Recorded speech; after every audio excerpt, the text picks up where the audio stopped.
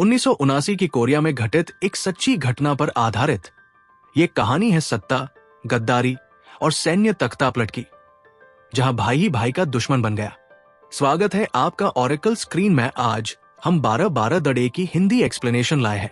1979 दक्षिण कोरिया। देश के राष्ट्रपति पार्क चुंग-ही की हत्या हो चुकी है। कोरिया की सत्ता अब अस्थिर है। देश भर में राजनीतिक उथल पुथल मची हुई है। सेना में भी दो धड़े बन चुके हैं। एक धड़ा संविधान का समर्थन करता है और दूसरा सत्ता की भूख से अंधा हो चुका है। राष्ट्रपति मर चुका है, लेकिन ये सिर्फ शुरुआत है। इस अस्थिरता के बीच जनरल चुन डुहवान, जो मिलिट्री इंटेलिजेंस का हेड है, एक चुपचाप साजिश रच रहा है। वो देश की कमान अपने हाथों में लेना चाहता है। चुन की तैयारी। चुन अपने सबसे भरोसेमंद अफसरों को बुलाता है। मीटिंग होती है एक बंद कमरे में। उसमें वो बताता है कि कैसे जनरल जियोंग सेंगा को हटाकर वो सत्ता अपने हाथ में लेगा। अगर देश को स्थिरता चाहिए तो उसे एक मजबूत नेता चाहिए, और मैं ही वो नेता हूं। कूप की शुरुआत 12 दिसंबर की रात 9 बजे। चुन का प्लान एक्टिवेट होता है।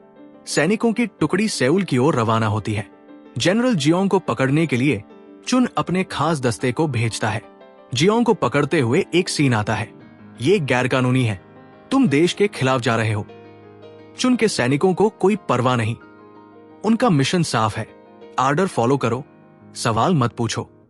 आर्मी के अंदर बगावत की खबर फैलती है। दूसरे हिस्सों में तैनात सेनाएं जब इस कूप की खबर सुनती हैं, तो उनमें बवाल मच जाता है। कोई चुन के साथ है, कोई संविधान के साथ। देश अब दो हिस्सों में बंट चुका था, चुन और उसका तानाशाही खेमा, और बाकी देश जो लोकतंत्र में विश्वास करता था। चुन की ताकत बढ़ती है। चुन अब सेउल के मुख्य पॉइंट्स को कंट्रोल करता है। Radio station, television broadcast centre और आर्मी हेडक्वार्टर्स। वो मीडिया को कंट्रोल करता है और जनता को भ्रमित करने लगता है। Political chess. राजनेता चुन से मिलने आते हैं।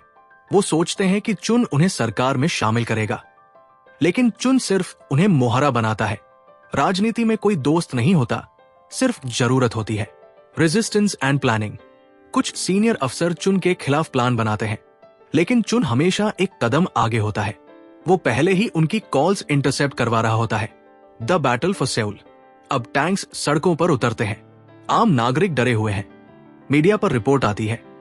ये आपातकाल नहीं है, लेकिन हालात वैसे ही है। जनरल रो की भूमिका।